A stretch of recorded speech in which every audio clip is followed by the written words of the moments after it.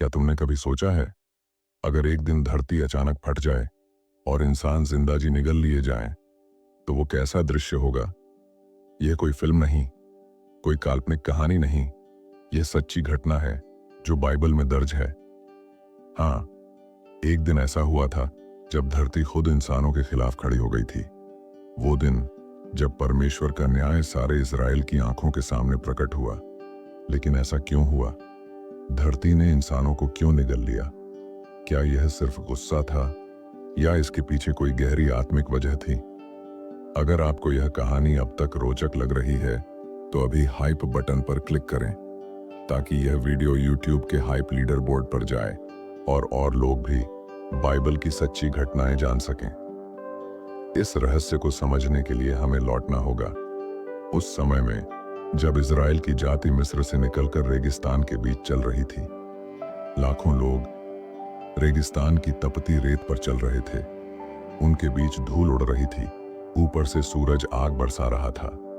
दिन में बादल का खंभा उन्हें छाया देता और रात में आग का खंभा रास्ता दिखाता था। हर दिन मन्ना गिरता था, स्वर्ग से उतरी हुई रोटी। पर लोग थक चुके थे, बोर हो चुके थे।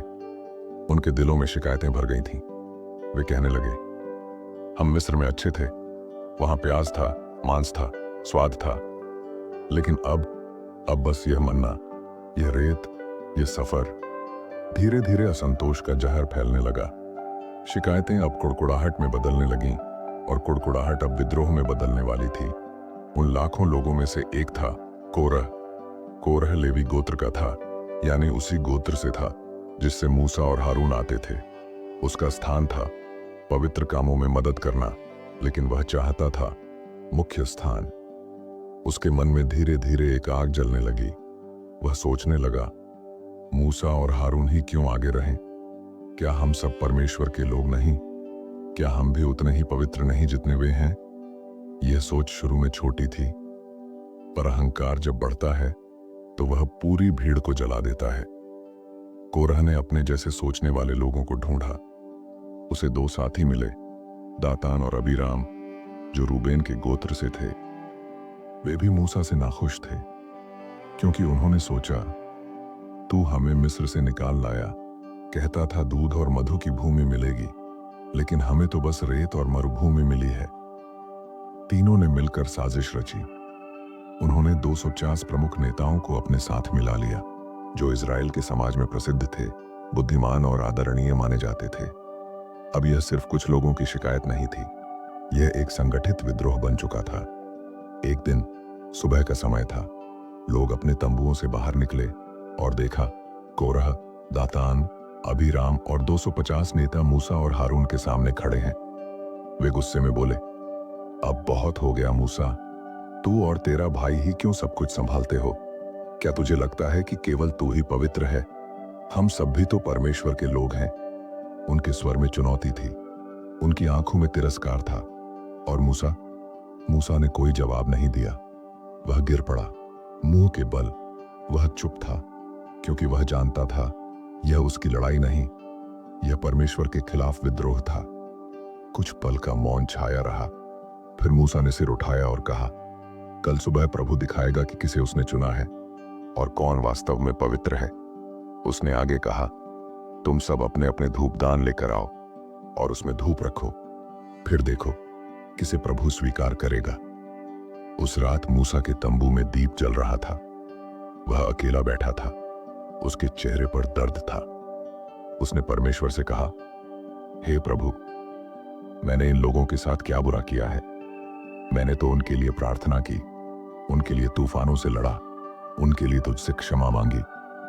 वह टूट गया था, क्योंकि विद्रोह बाहर से नहीं, अंदर से उठ रहा था, उसके ही लोगों से। वह जानता था, जब परमेश्वर किसी से निपटता है तो न्याय अवश्य होता है। सुबह हुई। सूरज की पहली किरण रेगिस्तान की रेत पर पड़ी। लोगों की भीड़ इकट्ठी हो गई। हर कोई देखना चाहता था, अब क्या होगा। कोरह और उसके साथी आए, अपने अपने धूपदान लेकर। उनमें आग जलाई, धूप डाली। वे आत्मविश्वास से भरे हुए थे। दूसरी तरफ मूसा और हारून खड़े थे, शांत, विनम्र और परमेश्वर पर निर्भर। अचानक बादल उतरने लगा। प्रभु की महिमा तंबू ए मिलाप के ऊपर प्रकट हुई। भीड़ कांप उठी। मूसा ने आवाज सुनी, हे मूसा और हारून, इस समाज से अलग हो जाओ ताकि मैं इन्हें एक ही क्षण में नाश कर दूं। मूसा और हारून दोनों मुंह के बल गिर पड़े और बोले, हे परमेश्वर, जो सब आत्माओं का प्रभु है, क्या तू पूरे समाज को नाश करेगा क्योंकि एक व्यक्ति ने पाप किया है? परमेश्वर ने उत्तर दिया, लोगों से कहो कि कोरह, दातान और अबीराम के तंबुओं से दूर हट जाएं। मूसा उठा और समाज के पास गया। उसने ऊंची आवाज में कहा, तुम सब इन दुष्ट लोगों के तंबुओं से दूर हट जाओ। उनकी किसी वस्तु को न छुओ, नहीं तो उनके साथ तुम भी नाश हो जाओगे। भीड़ डर कर पीछे हट गई। कोरह, दातान और अबीराम अपने परिवारों के साथ अपने तंबुओं के दरवाजे पर खड़े थे। पत्नी, बच्चे, सब साथ। वे अब भी मूसा की बातों को मजाक समझ रहे थे। वे बोले, तू हमें मरुस्थल में मरवाना चाहता है, अब क्या तू हमारी आंखों का भी मालिक बनना चाहता है? मूसा ने कहा, अब तुम जान लोगे कि प्रभु ने मुझे भेजा है और मैं अपनी इच्छा से नहीं बोलता। अगर ये लोग वैसे ही मरेंगे जैसे और लोग मरते हैं, तो जान लेना कि प्रभु ने मुझे नहीं भेजा। पर यदि प्रभु कुछ नया करे और धरती अपना मुंह खोलकर इन्हें निगल ले, तो समझ लेना कि इन लोगों ने प्रभु का तिरस्कार किया है। इतना बोलना ही था कि अचानक जमीन कांप उठी, रेत उछली, तंबू डगमगाने लगे, लोग चिल्लाने लगे, क्या हो रहा है? धरती हिल रही है। मूसा पीछे हटा। सबकी निगाहें कोरह और उसके साथियों की तरफ थीं। धरती ने एक गहरी आवाज की, जैसे कोई विशाल दरार खुल रही हो, और अगले ही पल धरती फट गई।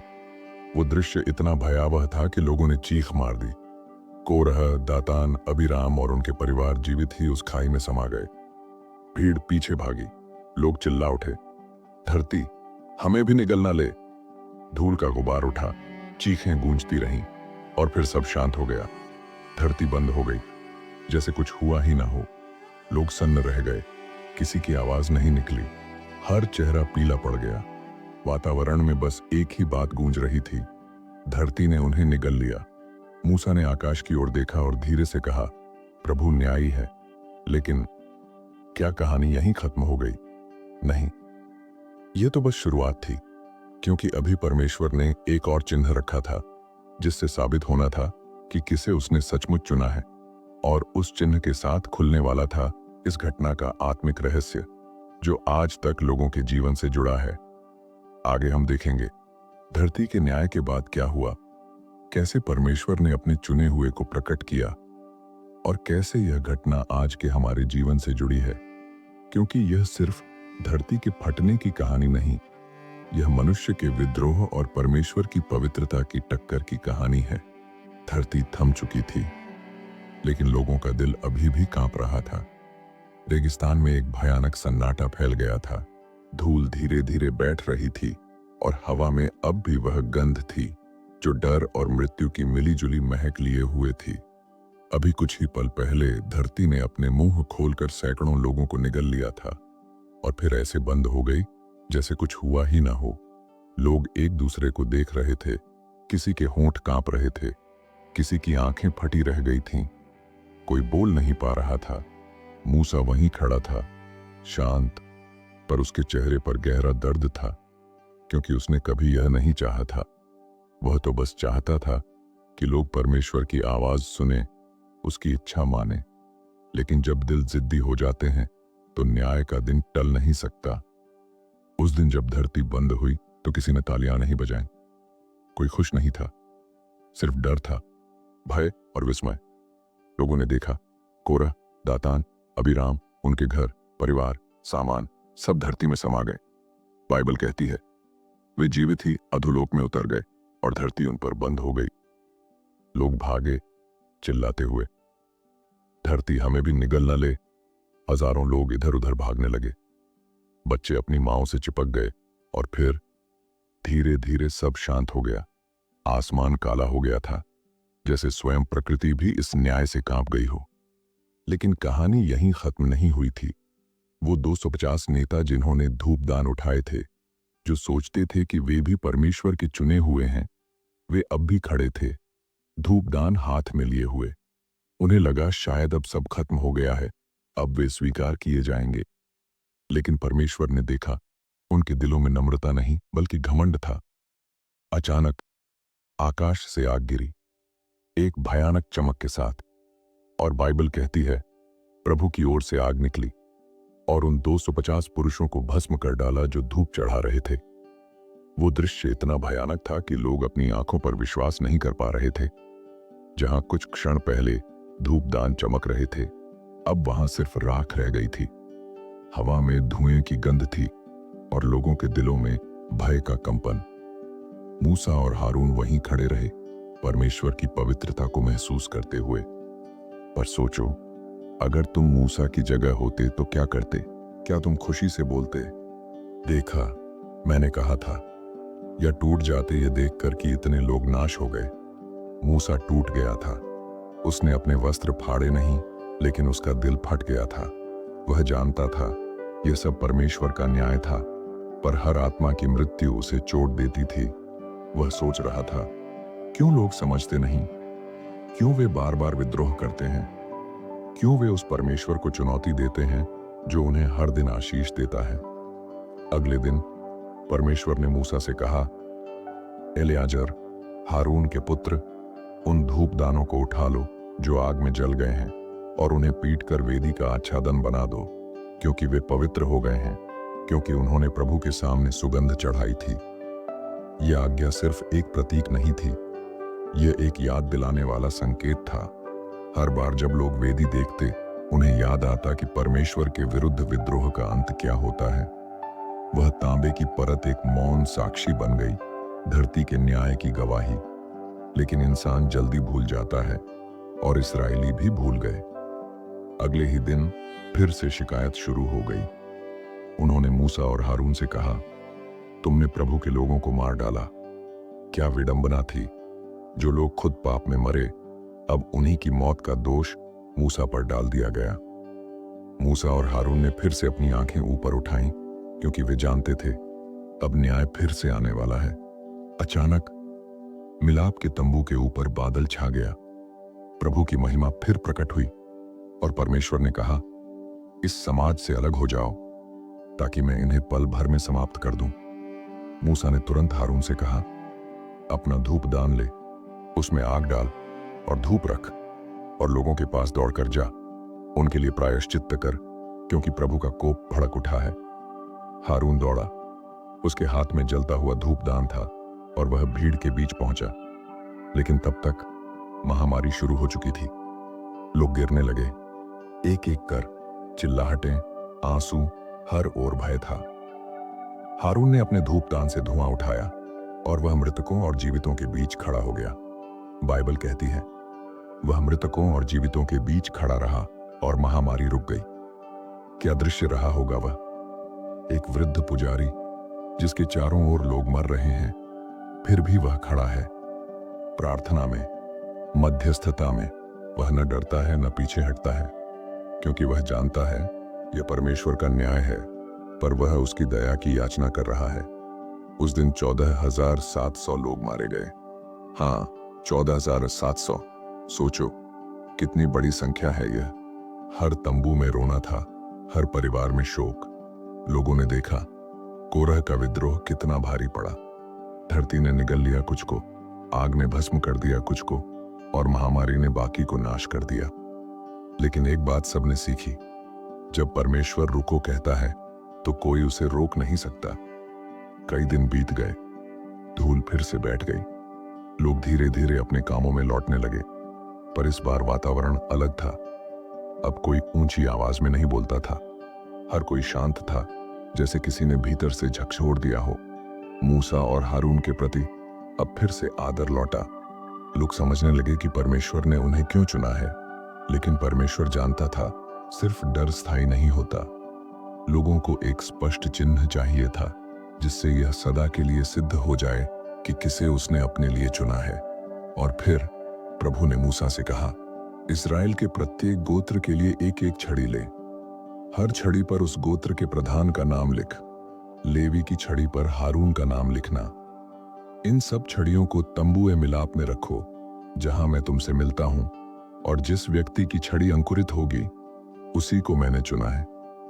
यह एक अद्भुत आज्ञा थी, क्योंकि एक सूखी छड़ी में कभी जीवन नहीं आ सकता। पर परमेश्वर ने कहा, जिसे मैंने चुना है उसे मैं जीवन दूंगा। लोगों ने अपनी छड़ियां दी, मूसा ने उन्हें तंबू में रखा, और अगले दिन जब वह गया तो उसने देखा हारून की छड़ी में अंकुर फूटे थे, कलियां खिली थीं और बादाम लगे थे। यह एक अलौकिक चिन्ह था। अब सब स्पष्ट था। धरती ने विद्रोहियों को निगल लिया, आग ने घमंडी को भस्म किया, महामारी ने हठी लोगों को मिटा दिया। लेकिन परमेश्वर का उद्देश्य सिर्फ न्याय नहीं था। वह अपने लोगों को सिखाना चाहता था कि उसकी व्यवस्था पवित्र है, उसका चयन अनादर करने योग्य नहीं, और सबसे बढ़कर वह जीवन देने वाला परमेश्वर है। हारून की छड़ी एक नई शुरुआत का प्रतीक थी। जहां मृत्यु हुई थी वहीं जीवन अंकुरित हुआ। यह संदेश आज भी सच्चा है। कभी कभी जब हमारे जीवन में संकट आता है तो हम सोचते हैं परमेश्वर हमें सजा दे रहा है, लेकिन सच्चाई यह है वह हमें सिखा रहा है। वह चाहता है कि हम नम्र बने, घमंड छोड़ें और उसके चुने हुए मार्ग पर चलें। मूसा ने उस छड़ी को देखा जो कभी सूखी थी, अब जीवन से भरी थी। उसकी आंखों से आंसू गिर पड़े। उसने कहा, हे प्रभु, तू न्यायी भी है और दयालु भी। तू मारता है पर जीवन भी देता है, तू मिटाता है पर नया भी बनाता है।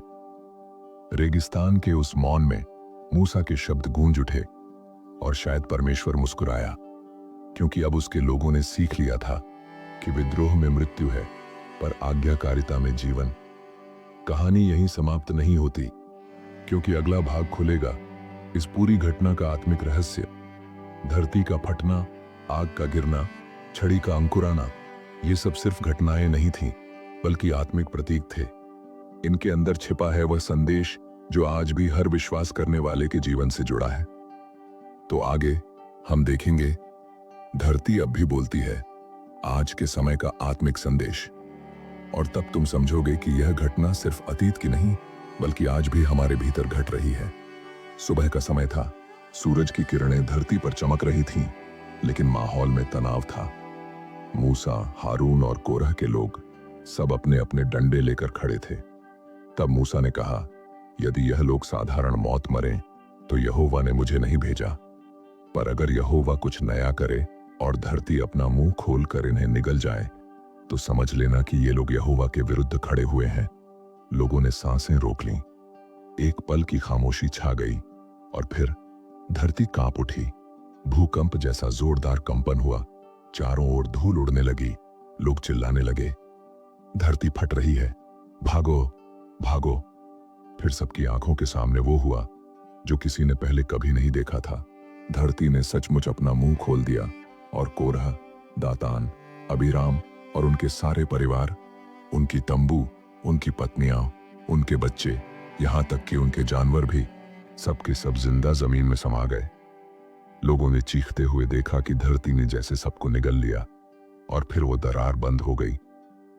ऐसा लगा मानो कुछ हुआ ही नहीं, लेकिन वहां मौन और डर का सन्नाटा छा गया। चारों ओर से आवाजें आने लगी, यहोवा की आग ने कोरह को भस्म कर दिया। धरती ने अपने मुंह से लोगों को निगल लिया। जो लोग आसपास थे वे डर से भागने लगे। हर किसी के मन में एक ही डर था, कहीं धरती हमें भी न निगल जाए। लोगों ने महसूस किया कि यह कोई साधारण बात नहीं, बल्कि यहोवा की सीधी न्याय की कार्रवाई थी। और जो लोग धूपदान लेकर खड़े थे, जो यहोवा की उपस्थिति में हारून की तरह आग जलाने का दावा कर रहे थे, उनके धूपदानों से उठती आग एकाएक उन्हें ही भस्म करने लगी। आग यहोवा की ओर से निकली और उन 250 लोगों को भस्म कर गई जो कोरह के साथ थे। जहां कुछ देर पहले वे अभिमान से खड़े थे, अब वहां सिर्फ राख थी। उस दिन पूरे इज़राइल ने जाना कि यहोवा अपने चुने हुए सेवकों का अपमान कभी सहन नहीं करता। मूसा और हारून ने जो कहा था वह एक एक शब्द सच साबित हुआ।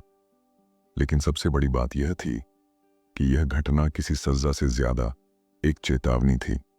यह याद दिलाने के लिए कि जब इंसान अपने गर्व में परमेश्वर के सेवकों से लड़ता है तो वह खुद परमेश्वर के खिलाफ खड़ा होता है। आज भी यह कहानी सिर्फ इतिहास नहीं है, बल्कि आत्मिक शिक्षा देती है। कभी कभी हम भी कोरह की तरह सोच लेते हैं, हम भी तो उतने ही अच्छे हैं, हमें क्यों नहीं सुना जाता। लेकिन परमेश्वर देखता है हृदय की भावना। वो यह नहीं चाहता कि हम दूसरों से तुलना करें, बल्कि वो चाहता है कि हम आज्ञाकारिता और नम्रता में जिएं। धरती का मुंह खुलना, आग का निकलना, यह सब हमें याद दिलाता है कि परमेश्वर के न्याय से कोई नहीं बच सकता, लेकिन जो उसके वचन में चलते हैं उन पर उसकी दया सदा बनी रहती है। दोस्तों, यह घटना डराने के लिए नहीं, बल्कि जगाने के लिए है।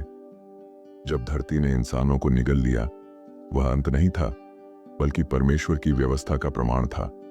उसने दिखाया कि वह न्यायी भी है और दयालु भी। यदि हम नम्र रहें, तो वही धरती जो दूसरों को निगल गई, वो हमारे लिए फल दे सकती है। याद रखिए, परमेश्वर के सामने ऊंचा चलने वाला गिरता है, पर जो झुकता है वही ऊंचा उठाया जाता है। दोस्तों, अगर आपने ये कहानी ध्यान से सुनी, तो आप समझ गए होंगे कि बाइबल की घटनाएं सिर्फ पुरानी कहानियां नहीं हैं, बल्कि आज भी हमारे जीवन को बदल सकती हैं। अगर आपको यह वीडियो अच्छा लगा, तो इसे हाइप करें और लाइक करें, शेयर करें, ताकि और लोग भी बाइबल की सच्चाई जान सकें।